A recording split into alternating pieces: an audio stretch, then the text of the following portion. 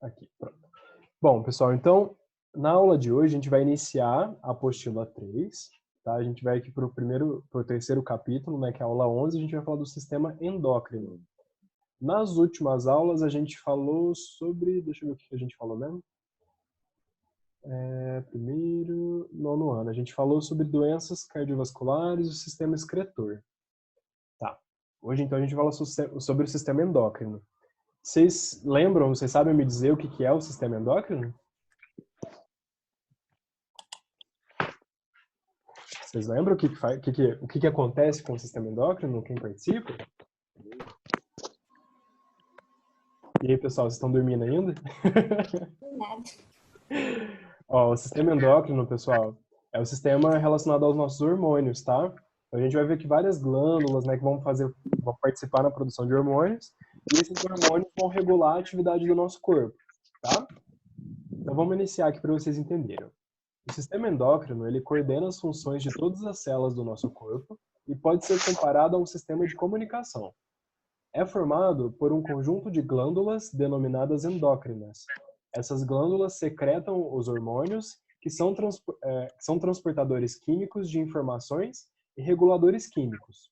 Os hormônios são lançados na corrente sanguínea através dela, chegam às células de diversas partes do organismo, provocando determinadas reações. Portanto, os hormônios controlam as funções celulares. Então, resumindo, no nosso corpo a gente tem algumas glândulas, chamadas glândulas endócrinas. Essas glândulas elas vão produzir alguns hormônios, e esses hormônios eles são como se fossem transportadores químicos de informação. Né? Eles que vão falar assim, ó, por exemplo, vocês vão produzir tal coisa, vai fazer tal coisa. Então, eles vão regular o nosso corpo. E esses hormônios eles vão ser transmitidos para todas as nossas células através da corrente sanguínea. Tá?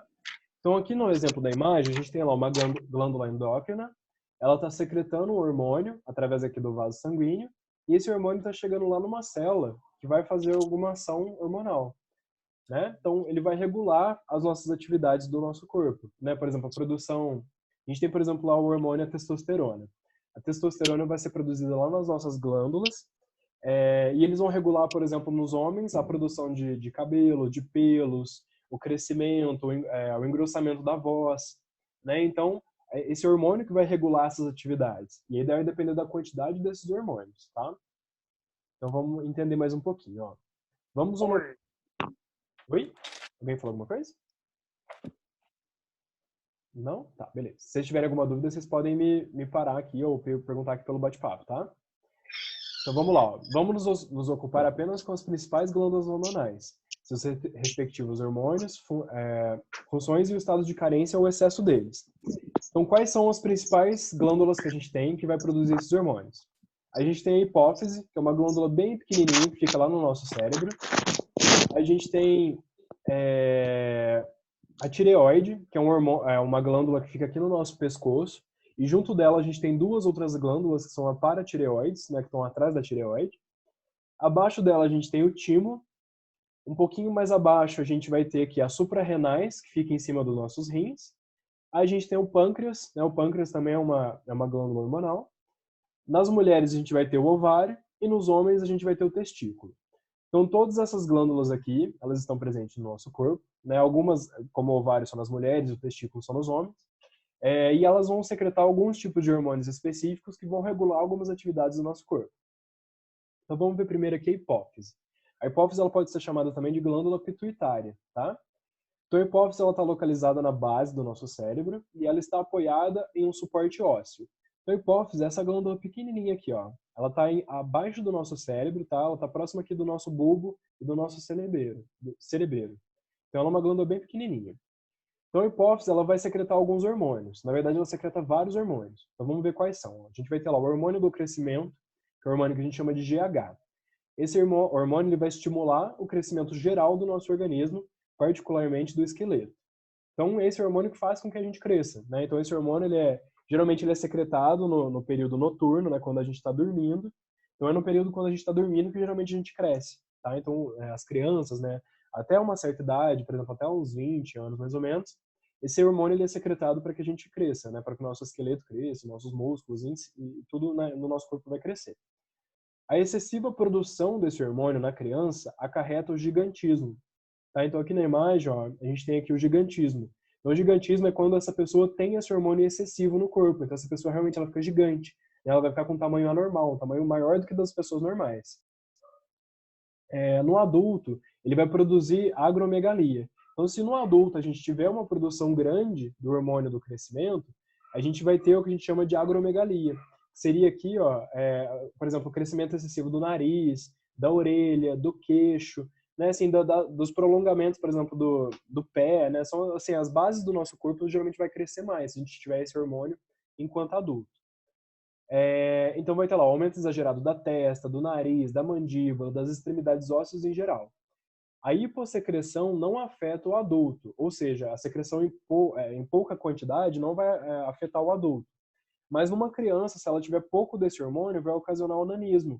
Né? O nanismo vai ser, no caso, as pessoas que são pequenininhas. Né? Então aqui no exemplo a gente tem lá um nanico, né, um nanismo, e uma pessoa muito grande, né, que tem o gigantismo. Né? Então, isso aqui geralmente vai acarretar em crianças, né? Se a criança tiver pouco desse hormônio, ela fica muito pequena. Se ela tiver muito desse hormônio, ela vai crescer muito, tá? E nos adultos, vai acarretar a acromegalia, que seria o crescimento do nariz, da orelha, da testa, né? De alguns órgãos em si. A hipófise também ela também vai ter a produção do hormônio lactogênico, que vai estimular a produção e secreção de leite pelas glândulas mamárias na mulher.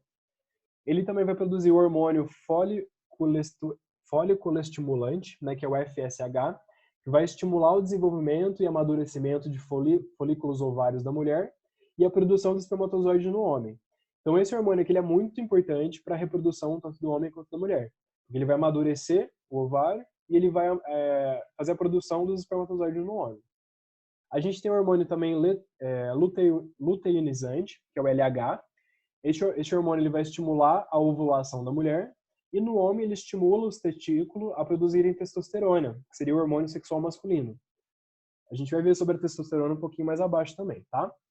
Esses hormônios aqui, estão vendo que todos eles são abreviados? Ó, FSH, LH, GH. Geralmente a gente chama eles só pela abreviação, né? Porque o nome deles é um nome bem difícil, tá?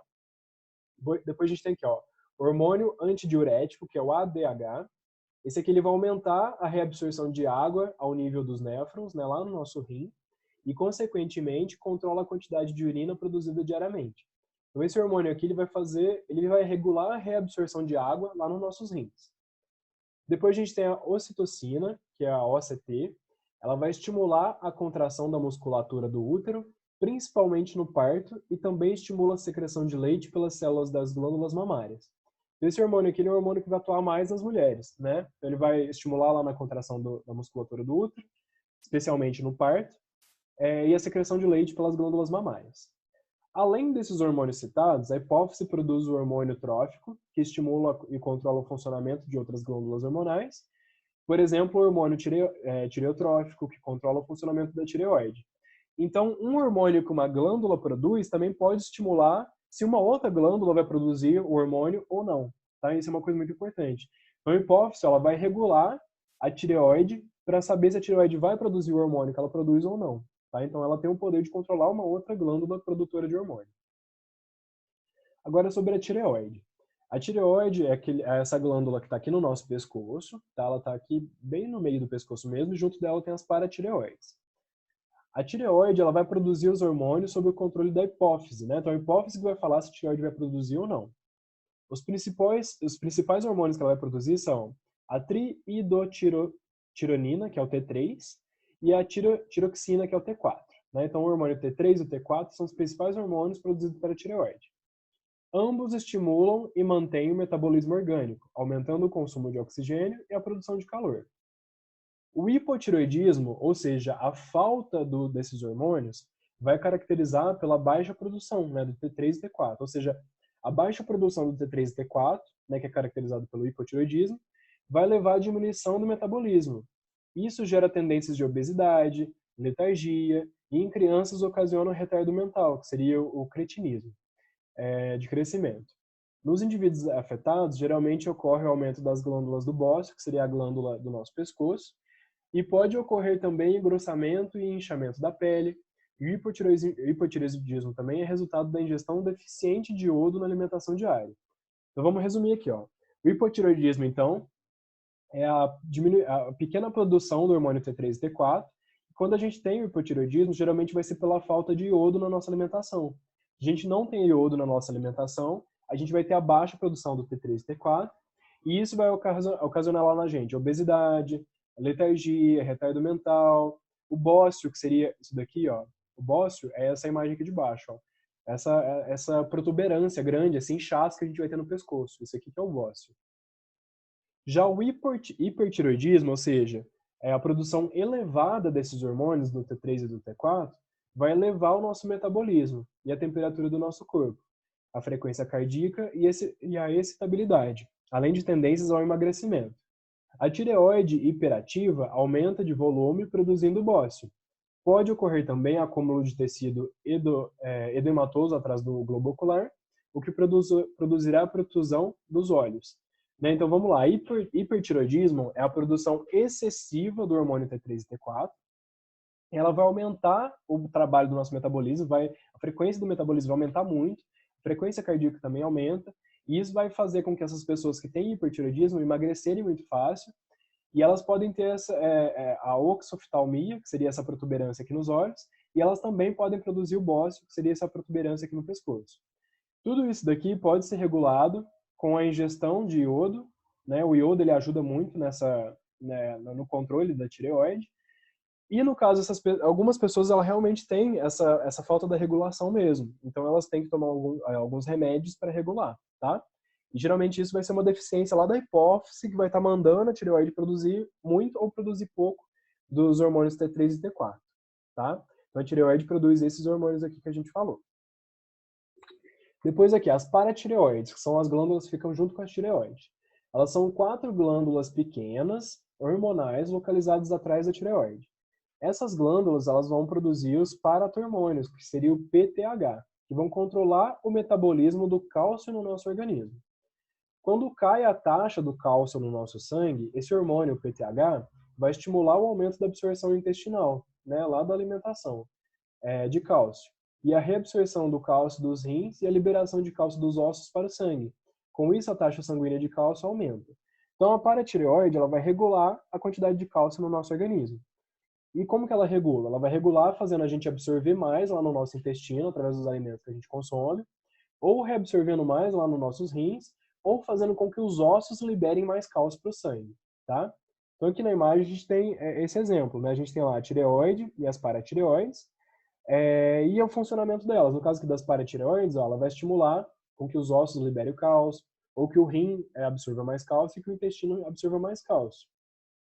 E isso vai fazer com que haja mais cálcio no nosso sangue, tá? Esse exemplo dessa imagem quer dizer isso. Quando a taxa de cálcio do sangue se eleva acima do normal, todos esses efeitos são revertidos por um hormônio produzido pela tireoide, denominado calcitocina. Então, a tireoide, ela também regula essa quantidade de cálcio junto com as paratireoides, tá? No caso da tireoide, ela vai fazer a redução, né, a reabsorção desse cálcio. A presença de vitamina D no organismo é essencial para o trabalho deste hormônio, do PTH. A carência dessa vitamina leva à deficiência de PTH, provocando uma queda da taxa de cálcio no sangue aos níveis alarmantes. Essa situação produz contrações convulsivas dos músculos esqueléticos, denominado tetania, que pode ser fatal se a condição persistir. Então, aqui a gente tem um trabalho associado das glândulas que vão produzir o hormônio, de vitaminas como a vitamina D e o cálcio, que vão estar produzindo, que, aliás, vão estar regulando essa atividade do cálcio e desses hormônios no nosso organismo. Então, esse é um trabalho tudo em conjunto. Então, as glândulas paratireoides, a glândula tireoide, o cálcio e a vitamina D vão trabalhar em conjunto para que o corpo trabalhe de uma forma normal. A falta dessas vitaminas D e do cálcio, ou no caso, a gente tiver em excessivo de vitamina D e o cálcio, ou excessivo, ou a falta desse hormônio, vai desregular o corpo e ocasionar algumas enfermidades. Tá? No caso aqui, por exemplo, a falta do cálcio vai ocasionar a tetania, que vai fazer com que o corpo tenha várias convulsões e o músculo, né, pode ser até fatal, né? Agora a gente tem uma outra glândula, que é a glândula pâncreas, né? O pâncreas, aqui na imagem acima, ó, ele fica aqui próximo dos rins, tá? Então os pâncreas, são ilhotas, né, pancreates ou de Langerhans, que seria o pesquisador que identificou o pâncreas, tá? Essas ilhotas de Langerhans são grupos pequenos de células secretoras de hormônio espalhadas pelo pâncreas. Elas produzem a insulina e o glucagon, né? São dois hormônios que controlam a taxa de glicose do nosso sangue. Esse controle é exercido do seguinte modo. Após uma refeição, a taxa de glicose no sangue vai aumentar, né? Porque os alimentos que a gente está se alimentando vai ter muita glicose, que é o açúcar. A insulina facilita a entrada desse excesso de açúcar nas células do fígado e dos músculos. Nesses órgãos, a glicose se transforma em glicogênio, que seria a reserva, né? O açúcar de reserva que a gente tem no nosso músculo, né? Que vai servir para a gente ter a produção de ATP para a gente conseguir se movimentar.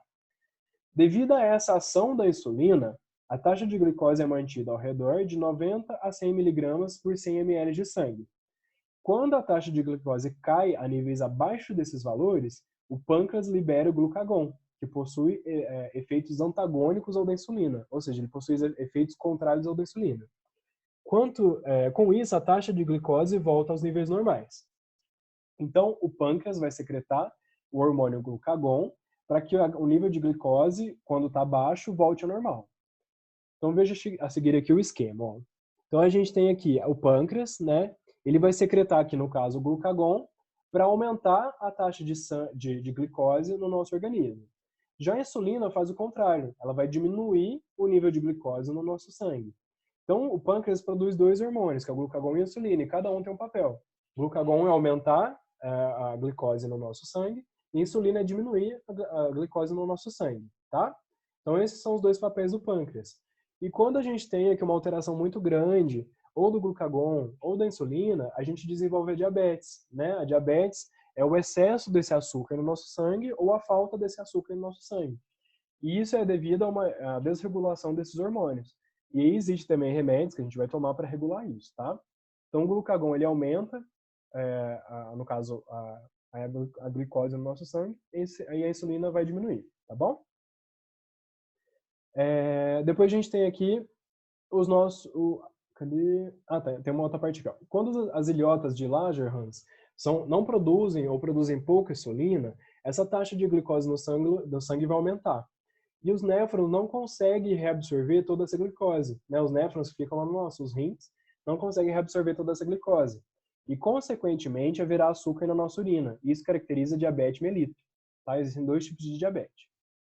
Depois a gente tem outras glândulas aqui que são as suprarrenais. Vamos voltar na nossa imagem lá em cima. Ó. As suprarrenais são essas glândulas que estão em cima dos nossos rins. As suprarrenais, elas são duas glândulas situadas sobre os rins, uma sobre cada rim, né, que a gente tem dois rins, e elas produzem hormônios que controlam o metabolismo dos minerais, outros que controlam o metabolismo dos açúcares e também a adrenalina. Vamos lá. A adrenalina tem vários efeitos, né? O hormônio a adrenalina vai ter vários efeitos. Ele geralmente vai elevar a pressão arterial, ele vai acelerar a contração do coração, ele aumenta a irrigação sanguínea do coração e nos músculos esqueléticos e relaxa a musculatura da bexiga, do estômago, do intestino e dos brônquios e bronquíolos. Então, geralmente, a adrenalina, ele é um hormônio que geralmente a gente produz muito quando a gente está numa situação de fuga, ou numa situação que a gente precisa de, por exemplo, correr, ou se a gente está praticando algum exercício. Né? Por quê? Porque ele vai aumentar a irrigação de sangue no nosso coração, vai fazer com que o sangue percorra mais rápido pelo nosso organismo, aumentando a circulação de gás oxigênio. Tá? Então, a adrenalina ele é produzido sob essa forma. Então, lá, sobre a tensão emocional, que é o estresse, medo ou raiva, por exemplo, essas quantidades adicionais de adrenalina são secretadas rapidamente. E o sangue desloca-se das vesículas para os músculos e o cérebro, de modo que o indivíduo se encontre pronto e alerta para a luta ou fuga. Tá? Então, as suprarrenais, ela geralmente vai ter mais papel com o hormônio da adrenalina. Depois a gente tem aqui os testículos. Os testículos é uma glândula, no caso, que vai ter apenas nos homens, né? E elas vão produzir os hormônios masculinos, que são os andrógenos. O principal deles é a testosterona. É o principal hormônio que o testículo vai produzir. A testosterona ela é responsável pela manutenção e produção dos espermatozoides. Também estimula o aparecimento e desenvolvimento das características sexuais secundárias, como o engrossamento da voz, pelos, a modelação do corpo, desenvolvimento muscular, crescimento do pênis, entre outros. Então, o testículo ele é dividido em várias partezinhas aqui que vão produzir a testosterona.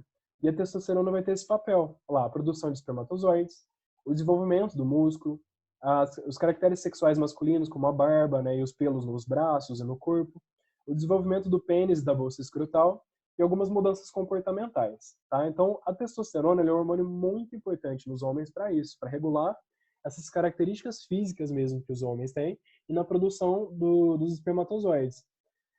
No caso, as mulheres, elas também possuem testosterona. A testosterona também é importante nas mulheres, mas a mulher ela vai ter uma quantidade muito pequena de testosterona, tá? Porque se ela tiver uma quantidade muito grande, ela vai ter um desenvolvimento igual ao homem, ela vai ter o desenvolvimento de barba, desenvolvimento dos músculos, né? Inclusive, por exemplo, as pessoas que são transexuais, né? As pessoas que fazem a mudança de sexo, geralmente a mulher, quando ela quer mudar de sexo e quer se tornar um homem, né, através dessas mudanças, ela vai tomar a testosterona para ter essas alterações físicas, né? Porque a testosterona é que vai auxiliar. Já as mulheres, ela vai possuir uma glândula que chama ovários, né? Os ovários, eles produzem os estrógenos e a progesterona. O estrógeno ele vai produzir nos folículos ovarianos e ele vai estimular o desenvolvimento do revestimento do útero, né, que seria o endométrio. E vai preparar, né, para uma anidação, ou seja, para a fixação do desenvolvimento de um zigoto, né, quando haver a reprodução. Ele também é responsável pelo desenvolvimento e manutenção das características sexuais secundárias da mulher, como a voz, mamas, modelamento do corpo. Então, é o estrógeno que vai fazer o papel como se fosse o testosterona no homem, tá? O estrógeno que vai fazer essas características femininas. O homem também possui estrógeno, tá? É um hormônio que a gente também possui, mas a gente possui uma quantidade pequena, assim como as mulheres possuem pequena quantidade de testosterona. A mulher também produz, lá nos ovários, a progesterona, que ela é produzida pelo corpo lúteo do ovário, e ele age em associação com os estrógenos na manutenção e desenvolvimento do endométrio, tá? Então a gente vai ter esses hormônios aqui na mulher, dentro dos ovários, que vão ter essas produções. A gente vai ter o estrógeno e a progesterona. Ambos vão estar relacionados aqui com o desenvolvimento do útero, desenvolvimento da voz, do corpo da mulher em si. E por último, a gente tem o timo. O timo, ele é funcional apenas na infância. Depois ele vai regredir e desaparece. Ele é localizado na base do pescoço, atrás do externo. O timo é um órgão relacionado com o sistema imunitário. E através do seu hormônio, a timosina, ele estimula o desenvolvimento e a especialização de células produtoras de anticorpos. Então, o timo ele é responsável na parte mais... ele produz um hormônio, né, que seria a timosina, que é responsável por essa parte de anticorpos, tá? Então, é a parte de proteção interna do nosso corpo. Então, bom, nessa aula, então, a gente viu todos as nossas glândulas endócrinas, a gente viu os hormônios que cada glândula produz, e agora eu preciso que vocês realizem, então, os exercícios dessa aula para vocês fixarem o que eu falei, tá? Os exercícios estão aqui na página 13 e 14. Tá? Aqui na página 13, inclusive, tem um resumo bem legal aqui de todos os hormônios, onde eles são produzidos e qual que é a ação de cada um. E aí eu preciso, então, que vocês façam os exercícios dessa aula, tá? Na página 13 e 14, e os adicionais do 1 ao 17, tá? Além disso, pessoal, tem uma informação muito importante. Eu vou ativar o áudio de vocês para que vocês tirem dúvidas também. Eu fiz alguns exercícios que estão lá no sistema etapa, eles estão lá na aba Estude Fácil. Se eu não me engano, acho que são 5 ou 10 exercícios que estão lá, e eles são a respeito da apostila 1, tá? De tudo que a gente falou na apostila 1, que foi lá do sistema esquelético, né? Das coisas que a gente falou na apostila 1. Como a gente não teve uma prova, esses exercícios vão valer como se fosse a prova, tá? Eles vão valer 100 pontos. Esses exercícios vocês podem fazer com consulta ao material de vocês, porque eles estão um nível um pouquinho mais difícil. Vocês podem consultar lá a apostila 1 de vocês, e eles vão valer 100 pontos, tá? Vocês têm até a quinta-feira que vem para me entregar lá através desse sistema etapa. São tudo de múltipla escolha, é só você selecionar lá as alternativas e responder. Então eles já estão disponíveis lá, vocês já podem acessar, pode fazer com consulta ao material de vocês e vai valer 100 pontos, tá? Vocês devem fazer, tá? Não é assim, vocês têm que fazer, não tem opção não, tá bom? Que triste. Que triste, né? Mas aqui, é mais fácil do que vocês forem fazer uma prova, porque vocês podem fazer com consulta, é tudo de múltipla escolha, e o próprio sistema etapa já vai corrigir. Então, assim, vocês já vão saber mais ou menos o que vocês acertaram e o que vocês erraram. É só tá? questão de assinalar? Isso, só de assinalar. Mas aí... Pode falar. Tem que imprimir ou a gente faz ali no próprio sistema etapa? No próprio sistema etapa. Lá no sistema etapa tem uma parte lá que chama Estude Fácil. A hora que vocês procurarem, vocês vão achar. Vou mandar no WhatsApp também pra vocês lembrarem de fazer. Vocês vão clicar lá no Estude Fácil no portal, no sistema etapa, e aí lá vocês vão achar lá a lista de exercícios de biologia. Aí vocês vão resolver Puta, essas questões. É fácil. tudo de selecionar, de Aqui, alternativa. ó, já tem aqui, ó. Você achou? Éder Biologia, número de questões 10, questão Isso, respondida 0. isso. Aí você vai acessar e responder essas 10 questões. São tudo a respeito lá da apostila 1, tá? Tudo Eita, da já apostila apertei 1. entregar atividade. Eita. Você já apertou? Ah, apertei sem querer.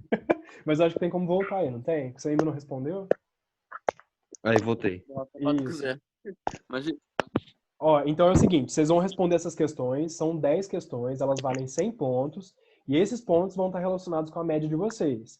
Na semana que vem eu vou fazer mais alguns outros exercícios, então assim, se vocês forem mal nesses exercícios, vai ter um outro exercício para vocês conseguirem mais um pouco de nota, tá?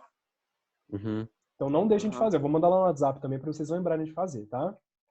uhum. Beleza. Então beleza, Beleza. pessoal? A aula de hoje então Beleza. foi isso. Tem os exercícios da apostila para fazer e o exercício também lá do sistema etapa. Não esqueçam, tá bom? Tá bom. Um grande abraço para vocês então e eu vou encerrar a aula de hoje aqui, tá? Se vocês quiserem ver de novo, vocês podem assistir que eu gravei ela também. Tá bom. Tá. Falou. Tchau, tchau, gente. Falou.